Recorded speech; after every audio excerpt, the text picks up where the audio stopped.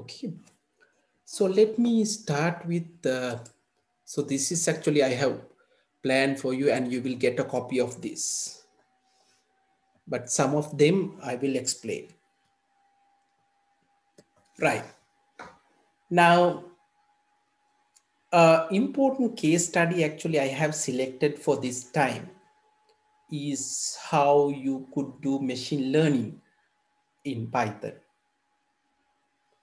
Basically, when you say machine learning, the term, now how can a machine, a computer to do something? So that's the whole thing that we are trying to explore here. How a machine can learn from whatever existing data, right? Now for that, actually, I have taken a very simple toy problem, right? That toy problem is what we call the iris flower, right? So this is a toy problem, and this is to understand how Python could be used for data analytics, right?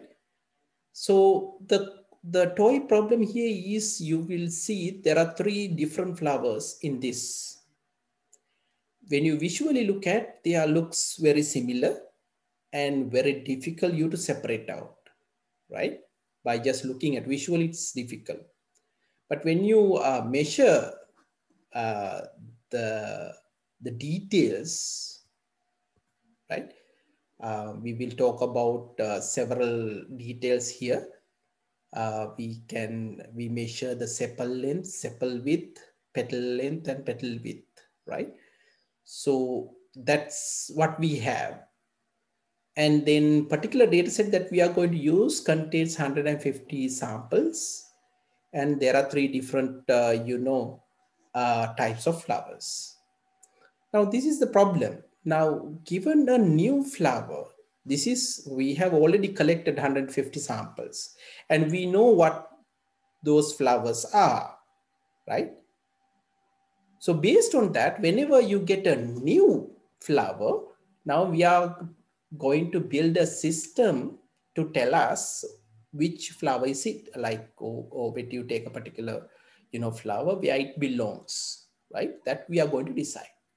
Now, when it comes to your area, like you can identify different groupings. Now, for example, you can identify your customers and loyalty customers or not. And you can also categorize them as, churning, like there are possible churning. Churn means like they switch the product going from dial-up to some other telecommunication provider. So if you have the existing data, we can use machine learning to learn from them. Basically, the basic understanding or the idea here is history repeats, like means by going through the historical or collected data, we are trying to predict the future, right? So that's this example. So in this example, we have 150 samples. That means we have details of 150 flowers. And we have three different classes. We call three labels: Iris setosa, Virginica, and versicolor. So these are the three different types of flowers. And we have this information: sepal length, petal and sepal, you can see it here. So you measure these four, right? And you put it as an sample, right? So you have details of 150, sample data, and use this to detect when you're given dimensions of a new flower, your system should be able to say what kind of, flower it is. So that's we call in simply say classification problem. Now, for example, medical domain, you can classify the patients as cancer patients and not, you know. In any other domain, like in retail industry, you can say, okay, profitable customer or not, you know. So these classification can be always done. And this is exactly what our exercise is for the next 30 minutes or so. Right. Now let's start. Now we'll start with a new one, and I will show you here and there, like what, so I'm going to say file, new notebook.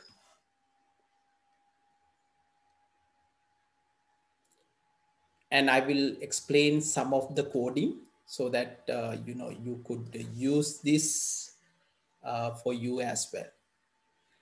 Right.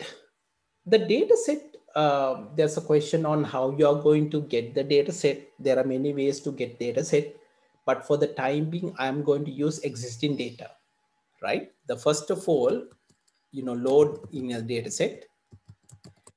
Now for that, we need these libraries. So import numpy as np. So this is, we already know. And then for plotting, I'm going to use import matplotlib dot pyplot as plt. And the next one is to get in the data. So there's a library called scikit-learn, import datasets. Since I mentioned scikit-learn, there's a library, right? So in Python, let me use scikit-learn library. You can go to this place. It's basically meant for machine learning in Python and quite popular library. There are a lot of information out there. You can learn how data analytics could be done with this, right? So different types of classification problem also supported, like classification, regression, and clustering. Right. So this will give you tutorials as well, so you can visit and see. Example codes are given. For example, if I go to nearest neighbors, it'll explain what those nearest neighbor classification means, its applications, the drawbacks, everything is discussed. Right, let's back to here. So scikit-learn data sets, from there we are going to get the data set, right? So I'm going to name the data set as iris, and I'm going to get it from datasets load iris. So this is the iris data set. You can just print it and see. If you print iris, it will show you the whole data set.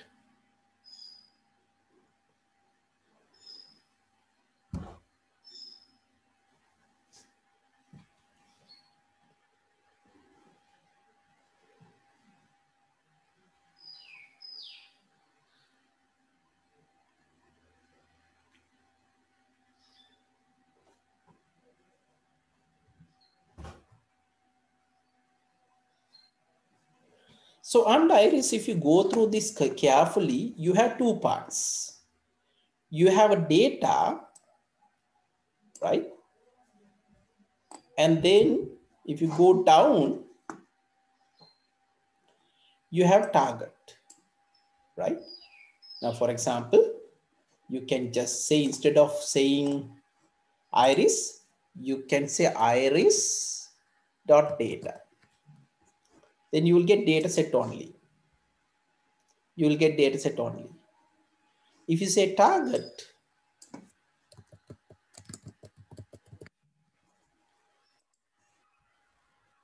you just have labels.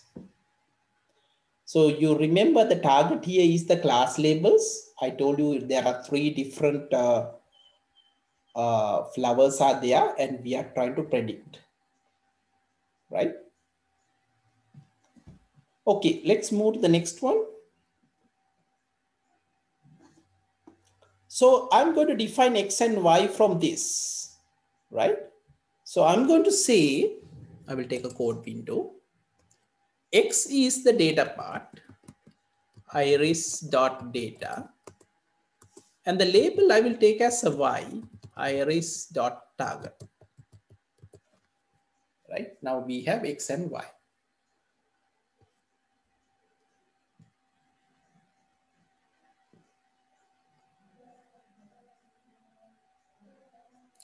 You have 150 data points. Have you finished up to this point? Finished?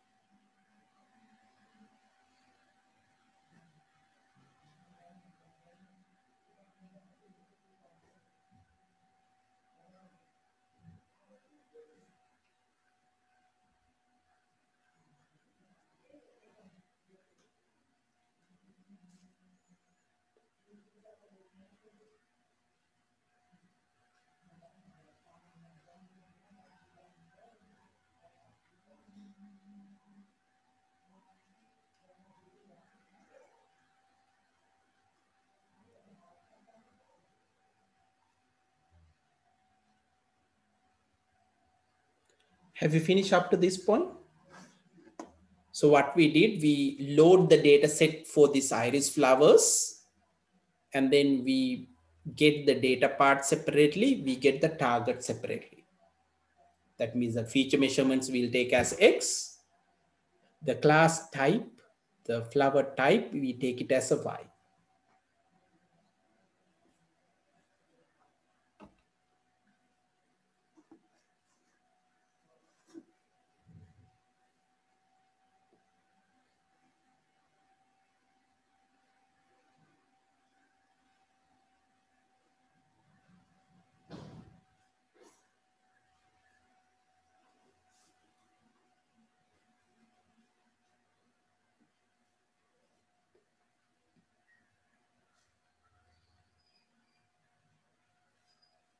I finish up to this point.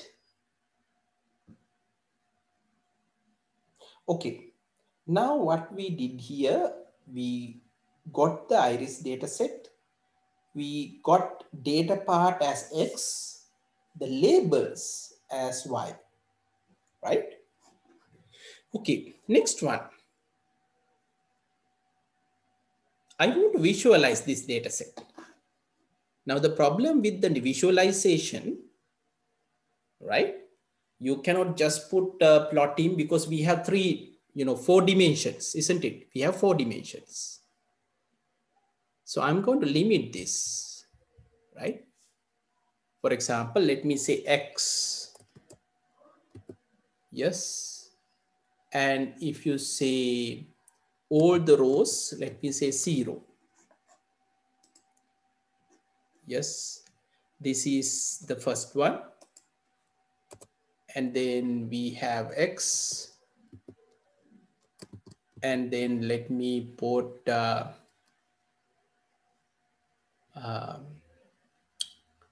1. Yes, this is another one.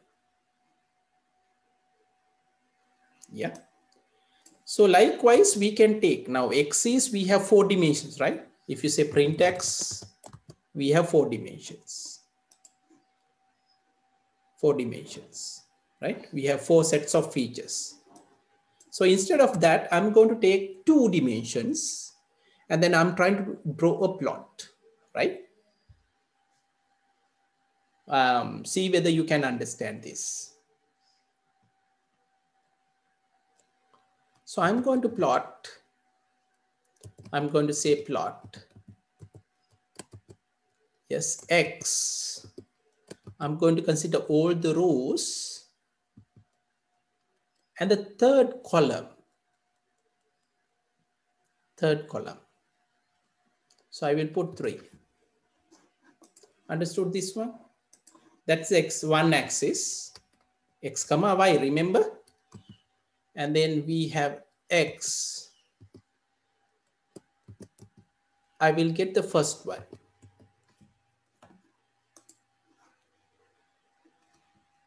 If you run it, you will get something like this. Not very clear because it's a line. So I will just put, I will remove the line. I put R to red, O for circles. And then when I run it, we'll get the data points like this.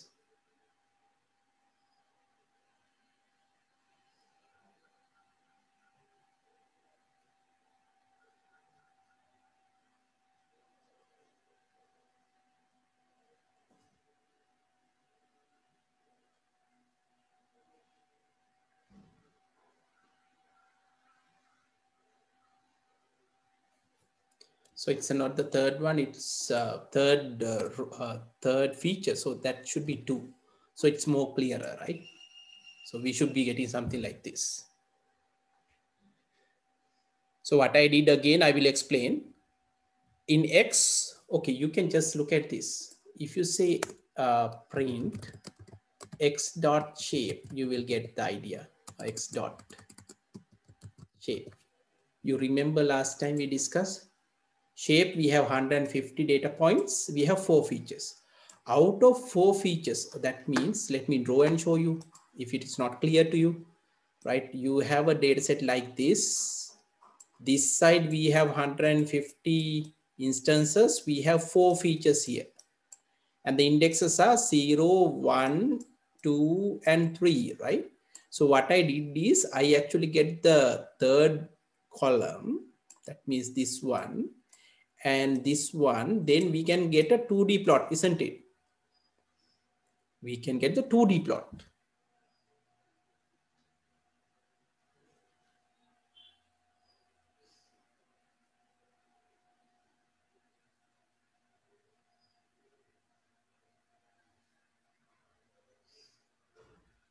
Are you clear up to this point? What I did is we get X and Y, and out of X, we try to visualize. We have 4 dimensions, 4 columns. Out of 4 columns, I selected 2.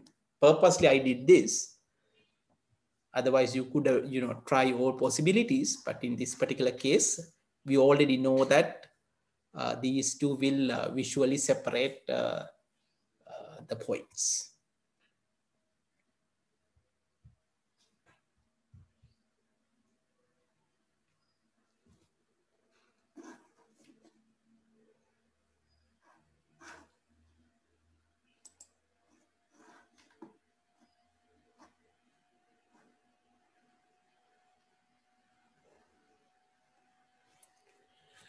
Right. Now, there are 3, if you remember, I told you we have 3 different, flower types. Now, let's say we want to separate out. Now, here we have a single color and it's very difficult. Now, how do you separate out? Because if you can check their labels,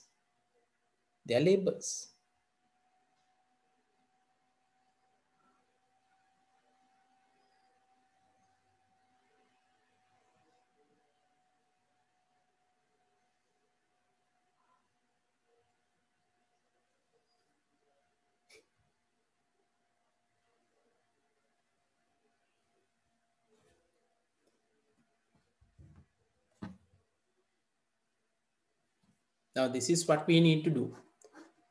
May I go to the next one? Were you able to get up to this point? Simply, if you do not understand, what I tried here is I try to visualize the 3 different flowers, right? So this is how the classification you will visually will not see because it's single color. Now I'm trying to put in 3 colors, three different colors to separate out the labels. So this is exactly what I'm going to do. Now to do that, if I go through from the data set again, now let me show you the data set again. So here is the data set, right? So we have 4 features. We have some labels.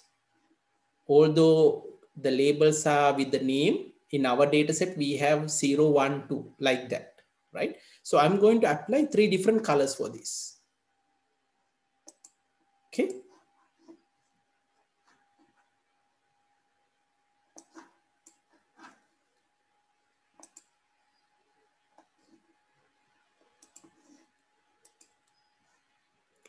Right.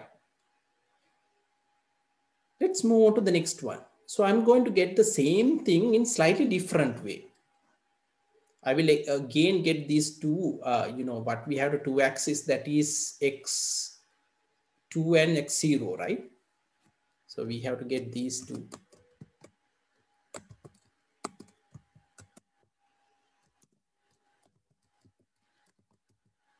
2 and x0.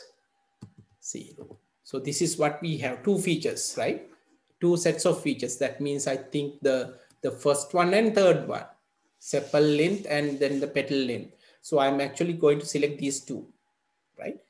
And then I'm going to, based on the class label, I'm going to filter out, right? Based on the class label, right? This is the trick that I'm going to do, right? What is the trick? What is the trick? I will check the labels, right? Now, something like this. Now, I'm going to get 3 vectors, x and y. right? These are the two data sets right now. Let me print value. Now I'm going to say print. Yes. And then I will go print this one. So we will have 150 each. From this 150, I'm going to separate out the data set. Now this is 150, 150 each. I'm going to separate out. The trick is I'm going to check the class value, right? Now, for example, I can just put X. Let me print X and then print Y. Yes, just to try to explain you what I'm trying to do. So here is we have the 50 from one class and another 50 from another class and then last 50 from another. So you have equal numbers. Now, the trick that I'm going to do here is, so I will use a trick that I will check whether Y is values, right? So now this is everything we have put, not everything. Now here I'm going to check Y value. So how I'm going to check Y value? I'm going to check whether the Y value is equal to 0. This is the selection. Now we have only 50, right? So if you do this, you will get only 50 data points like this. Let me print value the previous one. If you do not understand this, X colon, and then we have, 2, right? So if you look at this, this is the first 50 we are getting, first 50. I don't know, some up to this point, I guess. Somewhere here we are getting, yes, up to this. So likewise, I can separate out, right, for these two. So what I'm going to do, I'm going to plot it. The earlier what we have is this one. Let me copy, let me paste, right? So I'm going to say this. I want to plot these two whenever the class, what is the class? I'm going to replace here the Y if it is equal to 0. So here also I'm going to say Y if it is 0. Then we are putting in red color. Let me run value. Yes, we have only that part. Then we will take again, I will copy paste this one.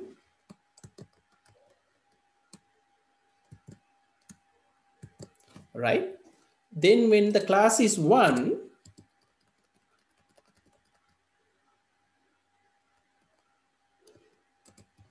I'll put green color. Instead of R, I'll put green. Then the third one, when the class is the next one, we will put the color B. Simply what I'm trying to do, I'm plotting, I will put 3 plot commands here, separate out.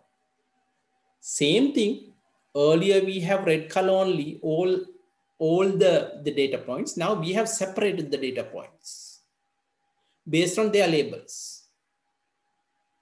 Now I can improve a bit. I can say, give a title. This is Iris dataset.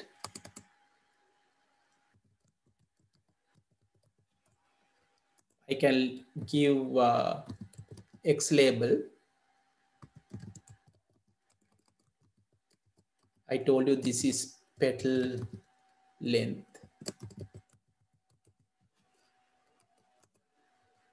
And Y label,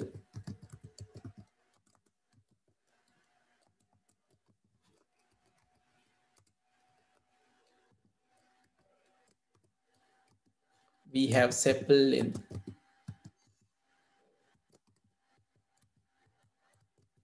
These are the two values we have taken. And finally, I'm going to put the legend. The three classes are setosa, versicolor, virginica. If I run it, yes, we should get something similar to this.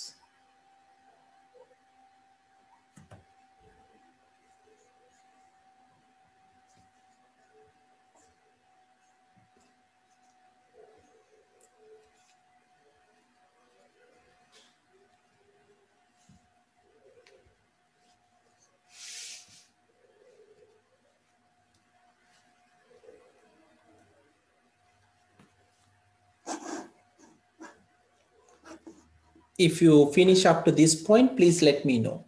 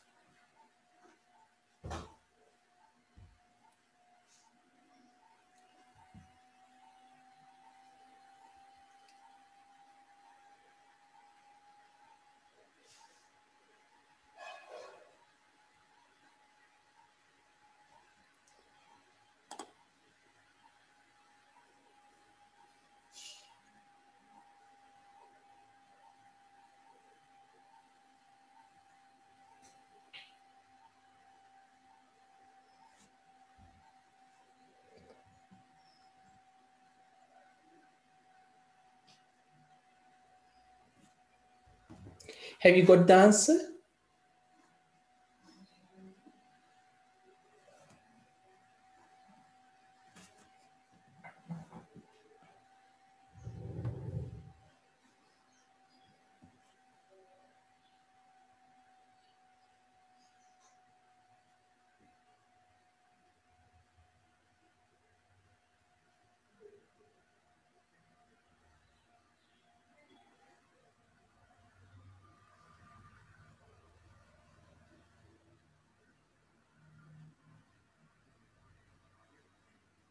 Now you see that this graph, actually we have done it manually, right? Isn't it?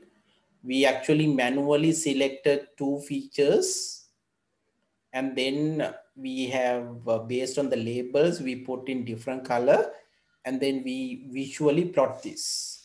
Now you can see clearly, we can see three groups, isn't it?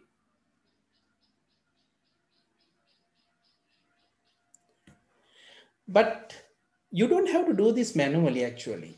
When you provide a data set with machine learning, you can automatically get any pattern inside those data. So the next few places, I'm going to indicate those, right? I'm going to indicate those points. If you're ready, please let me know so that I can move on to the machine learning stuff.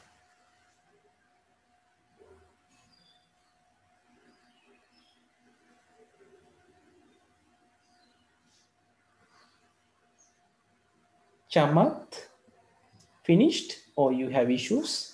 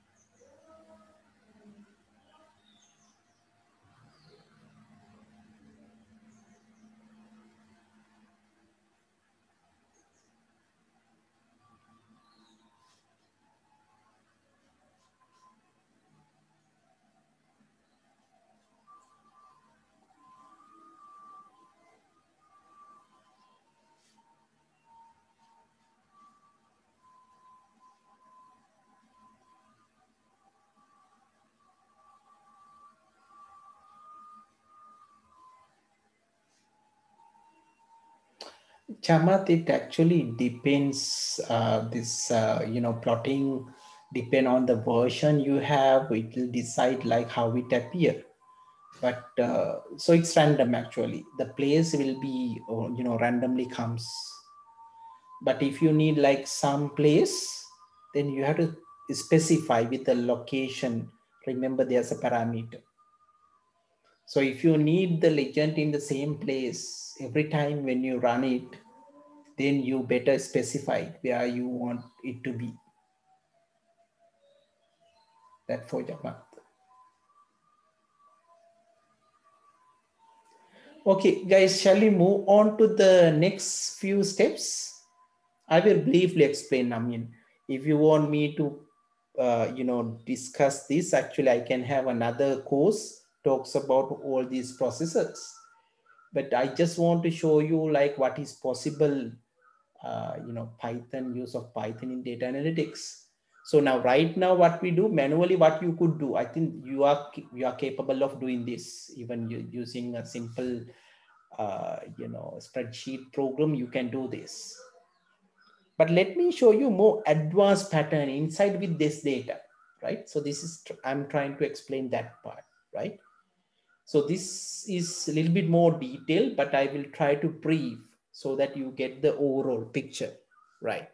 The next thing, once we have the data, forget about this, manually we visualize it. Always visualizing is better. But machine learning starts with getting training what we call the model or machine learning model. There are many models. If you look at, you may have heard about support vector machine, nearest neighbors, deep learning structures. So there are many methods used to model the data. Now, what I'm going to use is what we call the decision tree. You take the outcome of this as a kind of a decision tree. You can visualize and see. So let me explain. Now, first thing what we are going to do, we are going to divide the data set. Now for that, actually, we are going to use scikit-learn, that, code. So this point onwards, I do not think you can try this. So maybe I will send you the code you could try, but let me briefly explain what will happen. Now, what I'm going to do is, first of all, I will split the data, right? The step is I'm going to get the whole data set, right? And I will split training and testing. So the idea of this is I will use a part of data to train it, and then I will check the accuracy using the test set, right? Now for that, we can use, set of commands. Let me just put the commands. I'm going to use scikit-learn. That means the machine learning library there. And there's a method called train test split. In this train test split, we will take X, we can get Y, and we specify size of the test set as a percentage. Now, what we are saying here is we will take about 33%. That means 1/3 of data as testing. So you can run this, it will split. Now, if you take the sizes, right? Let me put the sizes. Just take the shape. You already know the shape. So the training data set X, you have 100 instances. Test, you have 50. Perfectly, it will divide it as 1/3 for testing, 2/3 for training. Right. So that's what we do next, right? You break the data set as training and testing. Next one. Next, we build the model, right? I will show you what the model is. But for the time being, there are many, models that you can build, or you can say classification models. What I'm going to do is I'm going to build what we call decision tree classifier. Now for that, I will get the scikit-learn tree, and then I will, generate decision tree classifier. And this will be the model, right? Which means it will take the data and it identify the structure. That structure is the model. So when I run it, there's no errors, which means now we have the model. We have some structure, right? Now for that, we have to first train, right? You have to fit this, train this one. Now you build the model, you have to train it. I'm going to use fit function. So fit, and this is the classifier. We are using train and, X train, meaning the data set, and this is the labels. Using this, we'll create the model, right? The model generation happens here, and we'll have a classification as CLF. Okay, now I do not think if you have not done machine learning or data mining earlier, you don't understand what this means. Now let me try to visualize this. Fortunately, we can visualize this, right? Since it's a decision tree, right? So you can see a data structure. So I will put the code and I will run. Hopefully it will not create any errors. And then I will explain, right? This is the, command that we have used to generate this one. So basically what will happen, there's a internal representation where you can put the decision tree in dot format, and then we will save it as a PNG file, and we will display the PNG file. And this is the model. Remember, I was telling you there's a model. So this will show you the structure inside your data. Now let me try to explain you. Now here, the root node, that means the very first node, it will check the petal length from your dataset. If it is less than 2.6, yes, then you go into this direction. Now, if your petal length is less than 2.6, it says the class is Setosa. That's all you have to do. So you have the measurements of flowers. You check only the petal length. If the petal length is less than 2.6 centimeters, then we say it's Setosa. So that's the decision. Now this one we have not created manually. It's not like you have a set of, if and then, say, you know how to create rules in, business rules in manually. So this is not manual. What we have done is, when the training this, the building the model, it will create this based on the input data. So whenever you change the input, your model changes. Now let me read another, rule. Now, if the petal length is not less than or equal to 2.6, that means it's greater than 2.6. Again, it will check whether the petal length is less than 4.95. If it is yes, petal width. If it is less than 1.6, right? Then you go to this one, it says the class label is versicolor, right? So you know that from this, we can figure this out. So this decision structure, we learn from this decision tree model, right? So whenever you have a new data set, and when you want to define what the type of flowers are, you can go through the tree, and then you can tell whether the new flower, whether it's the class of Setosa, versicolor, or virginica. Now, if you apply this to cancer patient problem, you get a tree like this, decision tree like this, and then it will tell you based on different combinations, it will tell you whether a person has a cancer or not. In let's say you are churn models, that means switches, churn customers, whether this faithful customer, or is going to churn the system, or you are going to switch the service, that could also be done from your data set. Okay, I think that's all I have.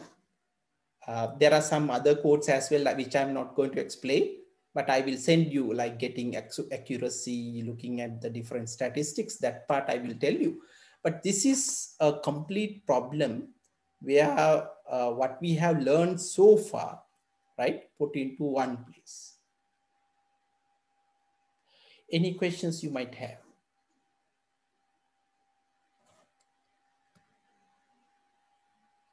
So finally,